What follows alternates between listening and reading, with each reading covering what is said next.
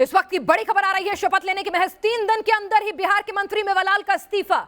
आज ही शिक्षा मंत्रालय का कार्यभार संभालने के लिए पहुंचे, फिर इस्तीफा दिया। दरअसल जिस तरह से भागलपुर कृषि यूनिवर्सिटी के कुलपति रहते हुए उन पर आरोप लगे भ्रष्टाचार के और विपक्ष ने मेवालाल को मंत्री बनाने का मुद्दा उठाया कि एक ऐसा शख्स जिसने एक कृषि यूनिवर्सिटी जो है उसके आप जब कुलपति रहे तो वहां पर प्रोफेसर की जो नियुक्ति थी उसको लेकर आप पर भ्रष्टाचार के आरोप लगे थे वीसी रहते हुए। तो ऐसे में एक ऐसे दागदार छवि वाले व्यक्ति को आपने शिक्षा मंत्री बना दिया, यानी कि उसी महकमे में जिसमें उसे बतौर कुलपति जो है उस पर सवाल उठाए गए थे, अब उस पर आपने उसे शिक्षा मंत्री बना दिया। विपक्ष ने सवाल उठाए और तुरंत नीतीश सरकार जानती है कि ये एंटी इनकम्बेंसी और तमाम धत्तों को जो नेगेटिव फैक्टर्स थे उनको दरकिनार करते हुए जनता ने एक बार मौका दिया है। मजबूत विपक्ष चुना है, कांटे की टक्कर थी और इस मौके में वो जरा सी भी कोताही नहीं बरत सकते हैं और इसीलिए तुरंत इस्तीफा लिया गया है।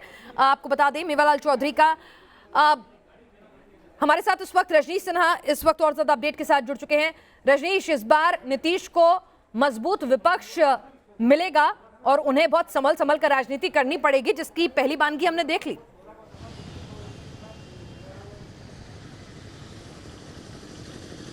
बिल्कुल पिनाज, ये तय था जैसे ही मेवालाल चौधरी को मंत्री पद की शपथ दिलाई गई थी उसके बाद से ही हर जगह ये आवाज़ उठने लगी थी कि मेवालाल चौधरी पर 161 प्राध्यापकों और जूनियर साइंटिस्ट की बहाली में धांधली का आरोप है, उन पर भ्रष्टाचार का आरोप है। और आश्चर्य की बात यह है कि उनकी जो जांच हुई थी उस वक्त उसके लिए सुशील कुमार मोदी ने ही पहल की थी। वो पूरे प्रमाण का पुलिंदा लेकर तत्कालीन गवर्नर होते थे रामनाथ कोविंद, उनके पास पहुंच गए थे। देश के प्रधानमंत्री तक ये बात पहुंची थी और उन्होंने तब के तत्कालीन गवर्नर और कुलाधिपति रामनाथ कोविंद जो थे उनको उन्होंने ये पूरा प्रमाण भेजा था। जांच हुई थी और जांच में सही पाया गया था सारा कुछ। 2017 में निगरानी में मामला दर्ज हुआ था, सबौर थाना में मामला दर्ज है और अभी तक चार्जशीट इसमें नहीं हुआ है, लेकिन इसकी जाँच चल रही थी। और इसके बावजूद उन्हें मंत्री बनाया जाना, विपक्ष लगातार इसको लेकर हमलावर था, हर ओर से आवाज़ें उठने लगी थी। पार्टी के अंदर भी सुगबुगाहट तेज थी और नीतीश कुमार ने शपथ ग्रहण के बाद 2 बार मेवालाल चौधरी को अपने आवास पर बुलाया, 2 बार उनके साथ बैठक की, तमाम जानकारी उनसे ली और आज उन्होंने पदभार ग्रहण किया। उसके बाद फिर उन्हें सीएम हाउस बुलाया गया, वहां पर फिर से उनसे जानकारी ली गई और उसके बाद उन्हें इस्तीफा देना पड़ा। जी फिलहाल जी इस तमाम अपडेट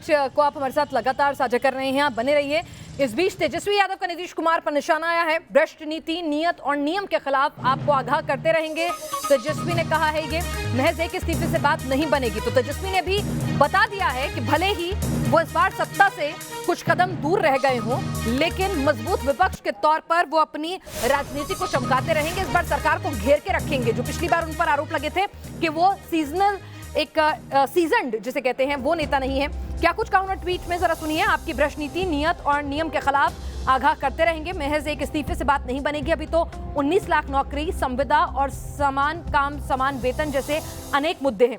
रजनीश, तेजस्वी ने अपने तेवर साफ कर दिए हैं कि इस बार नीतीश के लिए वो राह इतनी आसान नहीं रहने देंगे, क्योंकि वो जानते हैं कि नीतीश अपनी पार्टी के खराब परफॉर्मेंस के बाद से बैकफुट पर हैं। मनोनीत मुख्यमंत्री उनको कहकर बार बार तंज कसा जा रहा है और इस सब के बीच में वो चाहते हैं कि वो अपनी जो छवि जो उन्होंने कमाई है जनता के बीच जाकर पिछले 6 महीनों में, वो गायब नहीं, जनता के साथ के नेता बने रहे।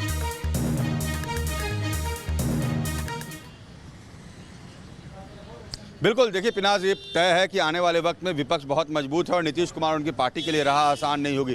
तेजस्वी को पता है और इस बात की बहुत कसक है कि वो सत्ता के शीर्ष पर पहुंचते रह गए हैं और इसलिए अपनी मौजूदगी वो पूरी मजबूती से दर्ज करना चाहते हैं। उनको लगता है कि ये जो सरकार है बहुत फ्रेजाइल सरकार है, 5 साल चल पाएगी, नहीं चल पाएगी और ऐसे में अपनी उपस्थिति लगातार बना के रखना है, जनता के बीचों में इस तरह के मुद्दों को उठाते रहना है। और यही कारण है कि जैसे ही मेवालाल चौधरी को बनाया गया था शिक्षा मंत्री, उसके बाद से ही आवाज़ें उठने लगी थी और लगातार विपक्ष हमलावर था, ट्वीट पर ट्वीट किए जा रहे थे। और अब जब इनसे इस्तीफा लिया गया तो एक बार फिर से सरकार बैकफुट पर है और ये मौका मिला है विपक्ष को।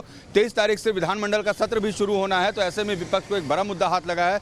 छठ के बाद, जैसे ही छठ खत्म होगा पिनाज, उसके बाद विधानमंडल का सत्र शुरू होगा और वहां भी यह मामला गरमाएगा।